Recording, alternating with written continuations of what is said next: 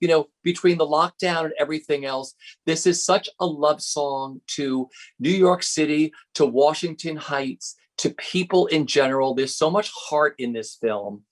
And I was going to ask you, how proud are you of this film?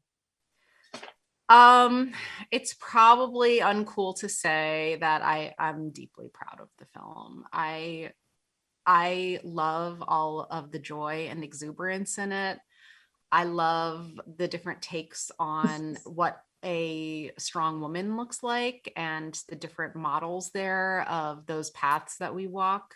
I love how intergenerational it is. So we even added a new generation below Sunny of like the true youngins.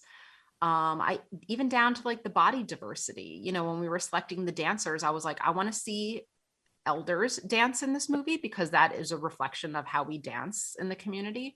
I want to see large and small bodies dance because that's who we are. And those are, and now it's here. And I'm proud that we made those decisions. Because I was going to ask you, what were some of the changes? So much has changed since you originally wrote it with Lin. What were the big changes you wanted to make?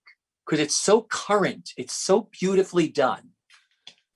It's the convention in musicals is just you kind of know what it is going in. So it feels very natural in musicals to go from scene to song.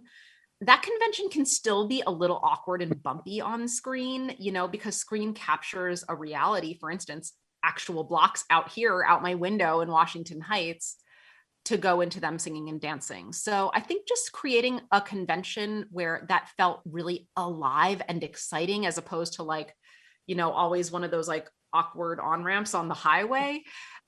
So what we went with was that this is why I made Usnavi a storyteller and why he's telling his story at the beginning, once upon a time, because then we know he's taking creative license. We're seeing the story through his lenses.